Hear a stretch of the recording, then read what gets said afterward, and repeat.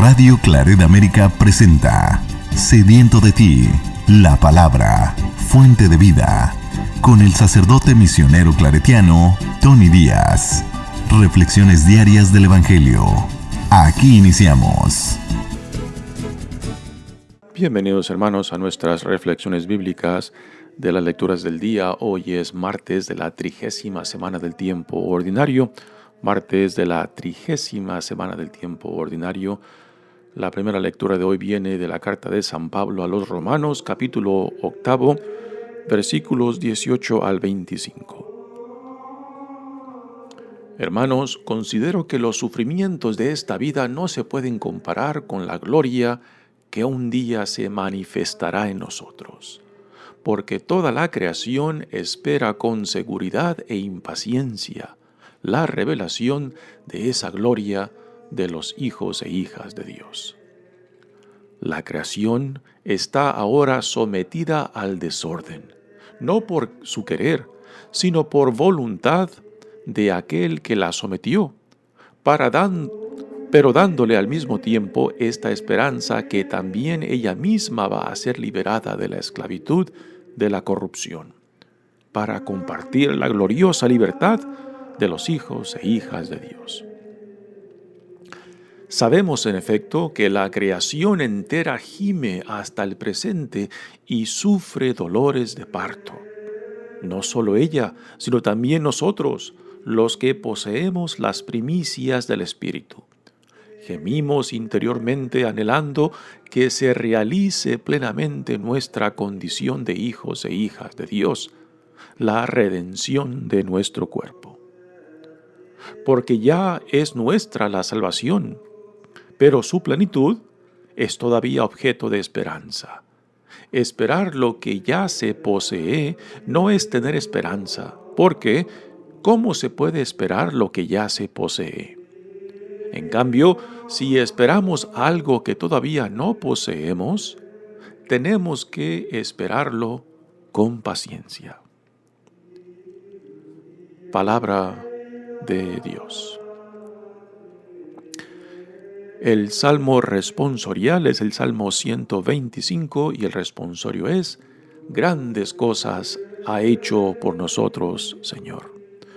Grandes cosas has hecho por nosotros, Señor.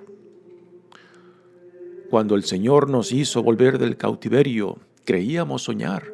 Entonces no cesaba de reír nuestra boca, ni se cansaba entonces la lengua de cantar. Aún los mismos paganos con asombro decían: grandes cosas ha hecho por ellos el Señor, y estábamos alegres, pues ha hecho grandes cosas por su pueblo el Señor. Como cambian los ríos la suerte del desierto, cambia también ahora nuestra suerte, Señor, y entre gritos de júbilo cosecharán aquellos que siembran con dolor. Al ir, iban llorando, cargando la semilla. Al regresar, cantando vendrán con sus gavillas. Grandes cosas has hecho por nosotros, Señor. El Evangelio de hoy viene de Lucas capítulo 13, versículos 18 al 21. En aquel tiempo Jesús dijo: ¿a qué se parece el reino de Dios? ¿Con qué podré compararlo? Se parece a la semilla de mostaza que un hombre sembró en su huerta. Creció y se convirtió en un arbusto grande, y los pájaros anidaron en sus ramas. Y dijo de nuevo: ¿con qué podré comparar el reino de Dios? Con la levadura que una mujer mezcla con 3 medidas de harina y que hace fermentar toda la masa. Palabra del Señor. Muy bien, demos comienzo a nuestra reflexión de las lecturas de hoy. Continuamos leyendo de la carta de San Pablo a los Romanos. Estamos ya en el capítulo 8 y aquí Pablo pues nos da una reflexión bellísima, otro canto glorioso del sentido de la esperanza cristiana. Dice Pablo: hermanos, considero que los sufrimientos de esta vida no se pueden comparar con la gloria que un día se manifestará en nosotros. Pablo describe su propia experiencia de, digamos, la pasión, su pasión por el Evangelio y por Cristo, que las consecuencias de su fidelidad y entrega al llamado que Dios le ha hecho en Jesucristo, pues le ha traído sufrimientos. Pero Pablo nunca se ve como una víctima, sino que todo lo que él sufre lo ve en relación a la pasión de Cristo, como en cierta manera uniéndose a él también con la esperanza de que comparta en la gloria de Dios. Así que por eso dice que los sufrimientos no se comparan a lo que esperamos en la realización de lo que Dios ha prometido en Jesucristo. Y esto que Pablo describe no es una esperanza vaga, pues ya en Jesucristo se han manifestado las primicias de esta revelación, particularmente con la venida del Espíritu Santo, y cómo este Espíritu de Dios pues puso en actividad el potencial que antes estaba dormido. Y Pablo, él mismo, ha experimentado esta transformación por medio del Espíritu Santo, que antes que era un perseguidor de la iglesia, antes que él arrestaba y encarcelaba a los cristianos, y ahora pues está al servicio de este evangelio, al servicio de Cristo. Y él mismo vive en su propia carne pues las consecuencias de este llamado, junto con la experiencia de la nueva vida, con la experiencia de verse justificado, amado por Dios en Jesucristo. También vive las consecuencias de cómo el mundo rechaza esta buena nueva, de cómo el mundo persigue a aquellos que proclaman el reino inaugurado en Jesucristo. Pero, repito, Pablo nunca se ve a sí mismo como una víctima, sino que todo su sufrimiento lo ve en relación a Cristo. Y lo que Pablo describe aquí como esperanza no es una esperanza ciega, es una esperanza fundada en lo que Dios ya ha llevado a cabo en Jesucristo, y que ahora todos los que creemos en Él, pues compartimos en esa misma esperanza, porque ya tenemos las primicias, o sea, los primeros principios de este reino ya hecho realidad entre nosotros, pero que aún esperamos la plenitud de este plan de salvación de Dios. Dice: porque toda la creación espera con seguridad e impaciencia la revelación de esa gloria de los hijos e hijas de Dios. Aquí es interesante, Pablo no solamente habla de la redención de los cristianos, sino de toda la creación, puesto que en Adán y Eva también toda la creación ha sufrido el impacto de esta desobediencia, el impacto de este pecado, el impacto de esta deteriorización de la relación entre la creación y el Creador, entre los hijos e hijas y nuestro Padre. Así que la desobediencia, el pecado original de Adán y Eva también sufre las consecuencias la naturaleza. Y esta es una bella reflexión en cómo el pecado, como consecuencia de esta fractura, de esta deteriorización de la relación con Dios, pues tiene grandes consecuencias, puesto que lo que Dios había creado y lo había declarado bueno, pues ahora está deteriorado, impactado, dañado. Y esto es precisamente lo que Dios viene a hacer en Jesucristo al reconciliarnos con Él, para restaurar esta armonía en la relación. Y esto es algo, en verdad es una reflexión bellísima que Pablo nos presenta aquí, de cómo el esperar la realización de esta promesa de Dios en Jesucristo, pues también la naturaleza misma, la creación misma espera, puesto que también sufre las consecuencias del pecado original, del pecado de Adán y Eva. Dice: la creación está ahora sometida al desorden. El mismo desorden de nuestra naturaleza humana por el pecado, igualmente la naturaleza sufre estas consecuencias, puesto que nosotros, a quien Dios ha puesto de responsable cuando nuestra naturaleza ha sido desordenada por el pecado, ha sido deteriorada, pues también esto impacta cómo nos relacionamos con el mundo donde Dios nos ha puesto. Y vemos las consecuencias, cómo estamos destruyendo el planeta donde Dios nos ha plantado.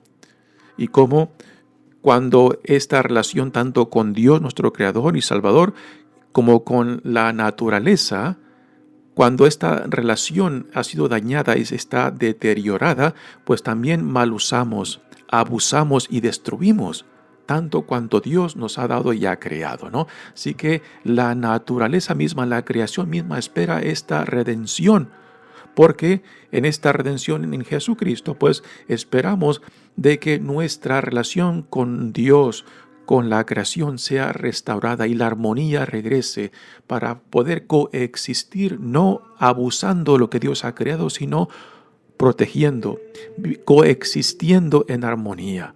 Porque hasta ahora lo que venimos haciendo es simplemente abusando, destruyendo todo cuanto Dios ha creado solamente para nuestro beneficio, sin tomar en cuenta de que vivimos y existimos y coexistimos con toda la creación en armonía, y que cuando esta armonía se deteriora, se daña, pues es cuando la creación misma sufre las consecuencias de nuestro propio pecado. Repito, por pecado entendemos el daño, el impacto de nuestra relación tanto con Dios como con la creación.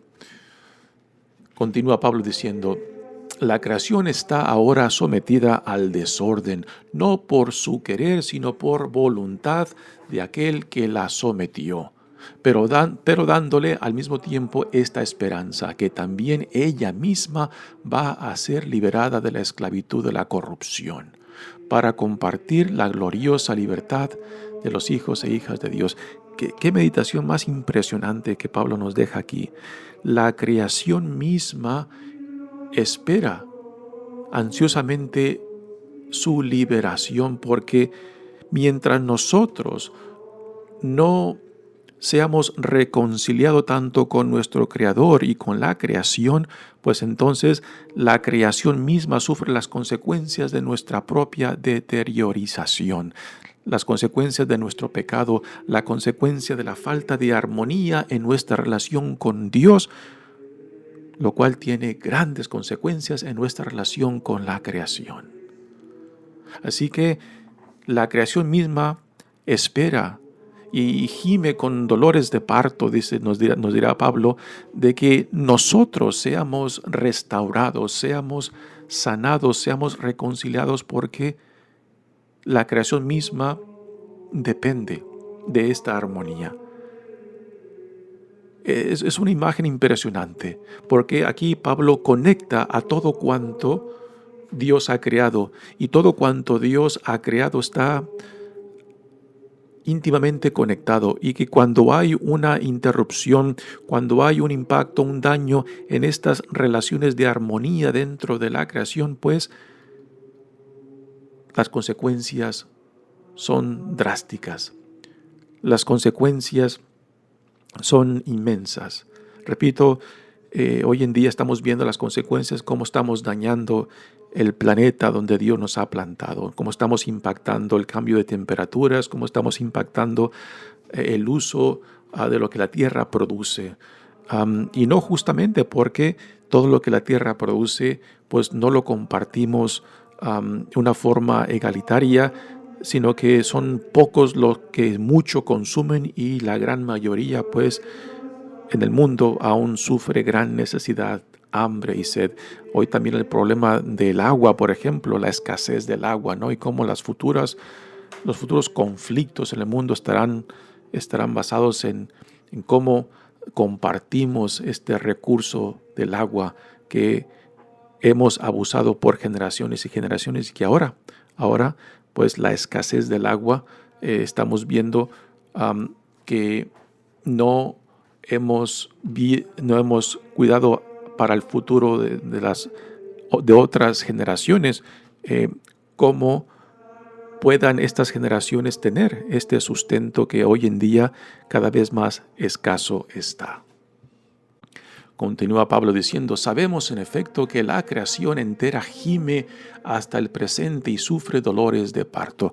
Nuevamente es una imagen impactante de una mujer en parto, los dolores de parto, y que la creación misma gime con estos dolores, esperando que nosotros, que Dios nos ha puesto de responsables de custodiar el mundo donde Dios nos ha plantado, ¿no? De cuidar y proteger, espera nuestra reconciliación y sanación y restauración para que cuidemos mejor, para que protejamos mejor. Esto también lo podemos ver en relación a nuestros hermanos y hermanas, ¿no? Que mientras yo continúe viviendo en un mundo deteriorado, cuando yo continúe respirando y viviendo una cultura de muerte, una cultura que destruye, una cultura que separa, que crea enemistad y conflicto, pues mi hermano, mi prójimo también sufrirá las consecuencias. Que mi reconciliación, que mi restauración impacta, tiene grande influencia después en mis relaciones con otros. Que el dolor de otros también depende de mí, de la forma en que yo viva, no solamente en relación con Dios, también en relación con otros y en relación con la creación misma. Dice, y no solo ella, sino también nosotros, los que poseemos las primicias del Espíritu. Así que con la venida del Espíritu Santo ya a la iglesia se le ha dado las primicias de este Espíritu, pero son solamente las primicias. Aún esperamos la plenitud de la realización de este plan de salvación de Dios.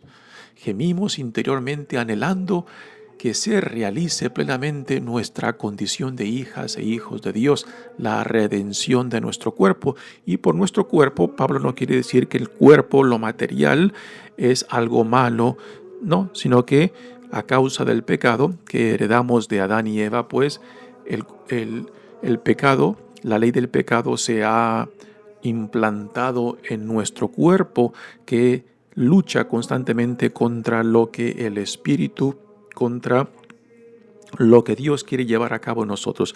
Aquí esto nos recuerda al conflicto interno que Pablo nos describió antes, de que ya sea la razón, la conciencia o el Espíritu de Dios me dice a lo que soy llamado, lo que tengo que hacer, pero también reconozco que hay en mí una debilidad, la ley del pecado, que me hace hacer lo contrario a lo que yo sé que tengo que hacer, ¿no? Y este conflicto, Pablo dice, solamente Cristo lo puede solucionar. Solamente Dios en Jesucristo nos puede traer una reconciliación para sanar este conflicto, para sanar esta división que vivimos entre lo que uno cree y profesa y lo que terminamos haciendo, ¿no? Así que esta reflexión de Pablo nos invita a contemplar este plan de Dios, que ya hemos probado estas primicias, y este es el sentido de la esperanza. El sentido de la esperanza cristiana no es de que todo saldrá bien, ni tampoco de que simplemente basemos nuestra esperanza en que Dios resolverá todos nuestros problemas. No ese es el sentido de la esperanza. El sentido de la esperanza está fundada en aquel que nos hizo la esperanza, en Dios mismo. Este es el sentido que Abraham expresa de una forma muy profunda. Que, por ejemplo, cuando Abraham le sacrifica a su hijo, a Isaac, ¿no? Siendo que Isaac es el hijo de la promesa que Dios le hizo a Abraham de que lo hará padre de muchas naciones. Pero sin embargo lo ofrece a su hijo. ¿Por qué? Porque Abraham confía más en el Dios que le hizo la promesa que en la realización de la promesa misma por medio de su hijo Isaac, ¿no? Así que igualmente nosotros ponemos nuestra confianza no en la recompensa que Dios nos dará, no en una futura gloria, sino nos confiamos en aquel que nos hace la promesa, que no sabiendo cuándo, no sabiendo cómo, aquel que nos hizo la promesa llevará a cabo su promesa. Porque ya tenemos las primicias. ¿Cómo Dios llevará a cabo esto? Esto es cosa de Dios, es responsabilidad de Dios y no nuestra. Para nosotros nos toca simplemente confiarnos en aquel, puesto que ya en Jesucristo hemos visto las primicias de esta realización. La plenitud está por venir, pero no es una esperanza ciega, es una esperanza fundada en algo real que ya vemos los principios en Jesucristo y en el Espíritu que se nos ha dado. Es una esperanza confiados en aquel que la hizo, y no por lo que nos va a dar o por lo que vamos a recibir, sino porque aquel que hizo la promesa es fiel, es constante. Y aunque yo no vea la plenitud hoy en día, sé que lo que Él promete es real y verdadero. Este es el sentido de la esperanza cristiana. No de que todo será un mundo de rosita, no de que todo saldrá bien, sino de que estaremos bien pase lo que pase, por aquel que nos ha creado, por aquel que nos ha llamado, por aquel que nos ha dado a su Hijo único, amado, para revelarnos la profundidad de su amor, para revelarnos su plan de salvación. Dice, porque ya es nuestra la salvación, pero su plenitud es todavía objeto de esperanza.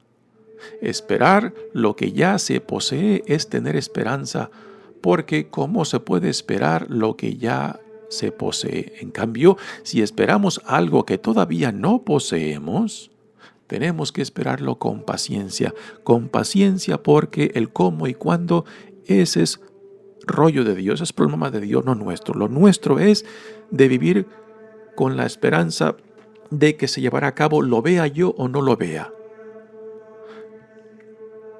El sentido de la esperanza es saber, porque Dios es bueno, porque Dios es justo, de que entonces lo que Dios llevará a cabo será para nuestro bien. ¿Cómo y cuándo? No me rompo la cabeza, porque la esperanza está en aquel Dios que nos ha creado, que nos ha llamado y que nos ha mandado a su Hijo Jesucristo. Muy bien, pasemos ahora al Evangelio de hoy, que viene de Lucas, y aquí tenemos dos cortas parábolas en torno al reino de Dios. Y quizás es bueno recordarnos a qué hace referencia esta expresión del reino de Dios. Por reino de Dios, los evangelistas no apuntan hacia algo físico o algo material o a alguna estructura humana. En realidad, la expresión reino de Dios hace referencia al reinado de Dios, a la dinámica de Dios que ha hecho irrupción en la historia humana en Jesucristo. Y por reinado de Dios, entendemos que la dinámica del amor de Dios, del poder de Dios, ya se ha hecho presente entre nosotros y ya está activo en aquellos que se dejan atraer y se identifican tanto con Cristo, con sus enseñanzas, con sus actitudes, con su visión del reino. Y que cuando nos identificamos con Cristo y su visión del reino, pues entonces somos copartícipes de este crecimiento del reino de Dios entre nosotros, que empezó en semilla con un hombre, Jesucristo, pero que este reinado de Dios sigue creciendo. Sería impresionante imaginar cómo los primeros cristianos verían la realidad del cristianismo hoy en día, ¿no?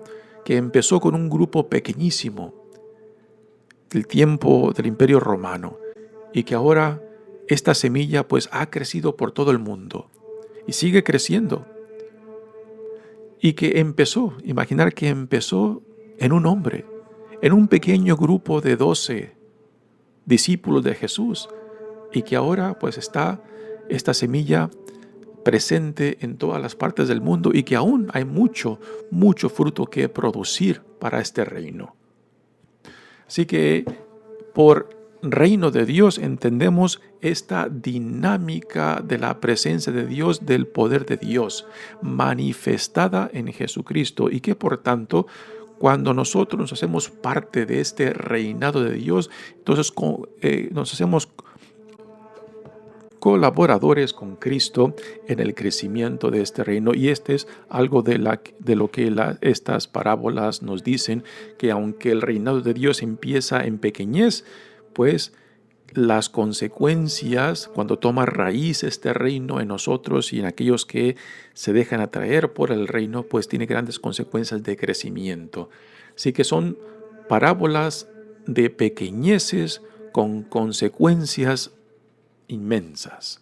Dice Jesús, ¿a qué se parece el reino de Dios? ¿Con qué podré compararlo? Se parece a la semilla de mostaza que un hombre sembró en su huerta. La semilla de mostaza no es la más pequeña en el mundo, pero sí es pequeñísima y que crece a ser un árbol de 9 a 12 pies, ¿no?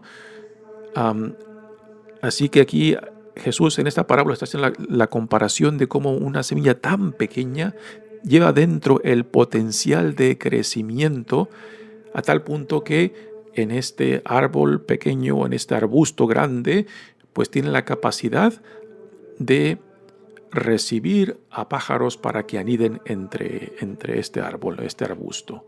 ¿Y a quiénes representan estos pájaros? Pues representan aquellos que se dejan atraer por el reino, nosotros, ¿no? Y todos aquellos de buena voluntad que buscan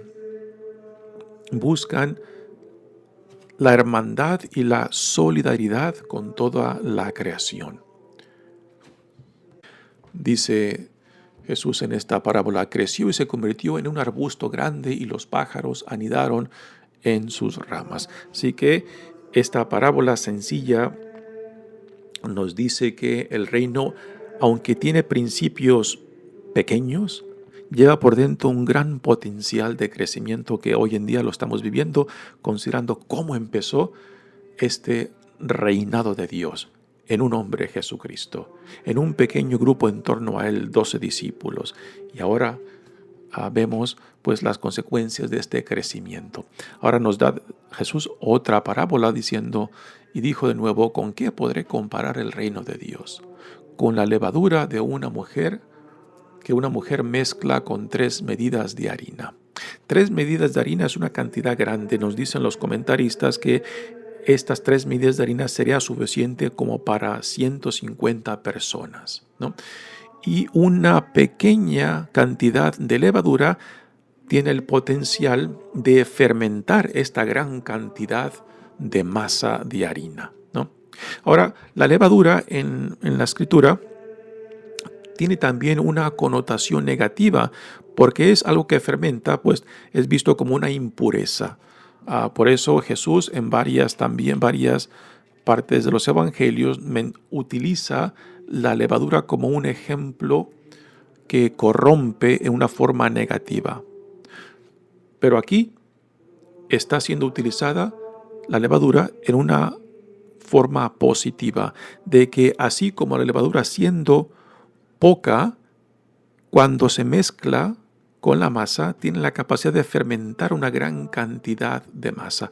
Esto para nosotros debe de ser un recordatorio muy importante, puesto que así como la levadura se mezcla con la masa representa el mundo, y aunque el reino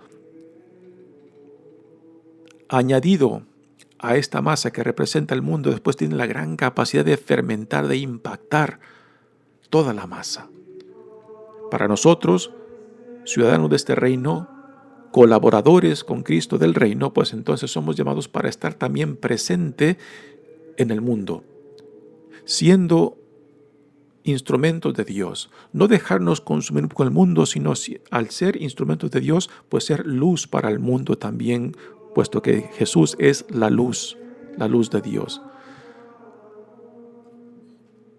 La levadura debe de ser un gran recordatorio para nosotros de que tenemos que estar insertados plenamente donde Dios nos pone, para que ahí seamos la levadura que pueda influenciar no solamente mi vida, la vida de otros, la familia, la sociedad, la nación, ¿no? No para andar pegándoles con la Biblia en la cabeza a todo otro mundo, no para crear conflictos, sino para dar un testimonio de quién dice Dios que somos y la vida a la cual somos llamados, ¿no? Esta es nuestra responsabilidad, no crear divisiones, no crear conflictos. Es obvio que la fidelidad tanto a Dios como a Cristo como al Evangelio produce conflictos. Pero no vamos en busca del conflicto por el conflicto o para crear divisiones. Vamos dando un testimonio de la vida a la cual Dios nos ha llamado en Jesucristo para crear puentes, para crear unión, para crear colaboración, para crear solidaridad con todos los hermanos y hermanas del mundo. Pero tampoco hemos de cerrar los ojos y pensar de que el mundo nos va a amar. No, ya tenemos el ejemplo de Jesucristo y de un San Pablo, ¿no? De que nuestra fidelidad, nuestro compromiso, tanto a Cristo como al Evangelio, pues va a tener consecuencias de que el mundo rechace, de que las sociedades rechacen, de que a otros no quieran escuchar este Evangelio y que por tanto pueda crear dificultad, pueda crear conflictos. Pero el llamado nuestro no es al conflicto, no es a la división, no es simplemente a apuntar, a acusar, a rechazar o a condenar. La misión nuestra es de dar un testimonio claro y evidente de lo que Dios ha hecho en Jesucristo, de lo que Dios ha hecho en nuestras vidas y que queremos compartir con otros. Este es nuestro llamado, esta es nuestra responsabilidad. Mi nombre es Padre Tony Díaz, misionero claretiano. Que Dios los bendiga. Radio Claret América presentó Sediento de ti, la palabra. Fuente de vida. Sus comentarios son importantes. Contáctenos en radioclaretamerica@gmail.com.